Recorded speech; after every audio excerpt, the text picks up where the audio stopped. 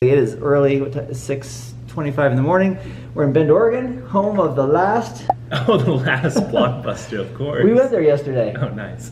I am at the last Blockbuster in the United States. It brought back a lot of memories. Blockbuster. Well, there's a film crew there making a documentary on businesses that don't innovate and don't digitize. Oh. And they interviewed like 3 of our trainers, and it was a lot of fun. But the lesson there might be that if companies have indicators that change is coming, and they don't listen to them. Right. If you're just stuck in your way of, oh, this is how it's always been done. Yep. You're gonna definitely fall behind. Yep. I have resisted that temptation many times myself. Oh yeah. Because I go, oh, I've earned my CCIE, I can relax. No, that means No. you don't know anything. Right? First of all, JC worked for CBT for over a year, or just a year. Just a year. When's the anniversary? It was actually on Tuesday. Congratulations. Thank you. And you, when you were a child, when you were born, you're always going to be a developer and a programmer. Is that how it worked?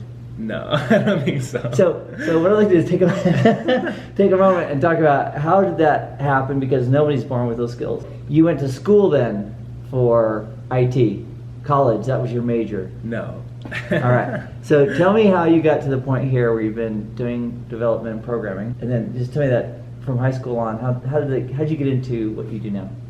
In college, I was kind of jumping around different majors. I didn't really know exactly what I wanted to do. I ended up studying finance and majoring in finance, getting my degree in finance. Why is that? I figured I wanted to be in a position where I could understand business, and business really interested me, and I was hoping I could be able to make key business decisions for different companies. I thought that would be kind of interesting. But on the side, I was also, just for fun, just watching different YouTube videos on programming and web development specifically. So you're studying finance with the idea of helping businesses make critical decisions, and then you were watching YouTube videos. YouTube videos in the library, slacking off, not doing my work, and just learning programming on the side. And this is while you're getting your major or getting your college education. Exactly, yeah. Do you have a memory of one of the first videos you saw of programming, or Let's see. I think it was at home in my little studio apartment place, and I was watching this guy code up a snake game just as fast as he could possibly from scratch. That little game where and it can't cross over itself. Snake goes all over the place. It can't cross over itself. I remember this game. Coding this thing up as quickly as he could. I think the channel is called The Coding Train. Okay. He makes some great videos. So what programming language was he using for that?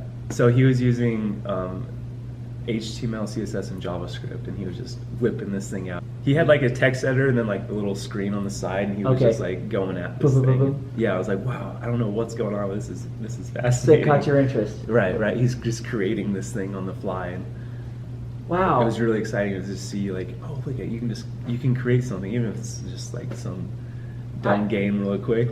You're still creating something. That's amazing. I'm having a physical response because I understand that. Back in the 80s, when the IBM PC wasn't even out yet, I remember it was a green screen. I remember the platform, but we coded a loop, and it would draw a circle, and another circle, and then based on this routine, a for next loop.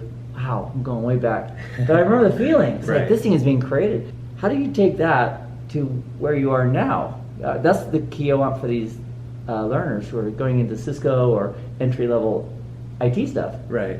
What did you do next? So from there, it was just continually building my skill set and learning different things, just for fun, really. So this guy also had more videos on how to actually learn all this stuff that he was able to show off in this little coding challenge that he was doing. Right. So you used the YouTube for a while to I was using YouTube, watching the very basics of JavaScript, learning what variables were, how to use a for loop. So you saw the video, had the excitement, and then he had other intermediate steps that you could take. And then exactly. I imagine that intro to JavaScript. So you had the interest, I see. And then you actually took action. Oh, absolutely. And then did you ever get to the point where it's oh, I could never get there? Because that's a big comment I get a lot from people who are brand new into networking and Cisco systems. And they're oh, there's so much to memorize. I was just doing little small things. I wanted to make for example, a tic-tac-toe game, right? This isn't some like huge Okay. feat. It was just, I just want to create this little tiny thing here. I learned like the basics of JavaScript from them, and then I went on to another online thing, free code camp, and I learned more skills there. So you took yourself from one step to 2 steps to 3 steps. You kept going. Yeah. Wow. So you went to college for finance. Mm-hmm. You self-trained, it sounds like, for a lot of your coding skills. Yeah. And now you've been working full-time doing that. As a full-time software engineer, yeah. I really appreciate you. First of all, I appreciate the work you do. Thank I appreciate your enthusiasm. And in 5 years, you can still use those same kind of desire and skills, right? Yeah. To do anything. The end result for people watching is that if they don't know something, if they have the interest, take the steps. Yeah, you can always just go out there and learn it. And There's it's so worth- many resources. And it's worth it. Oh, yeah. All right. Thanks again. Thank you so much.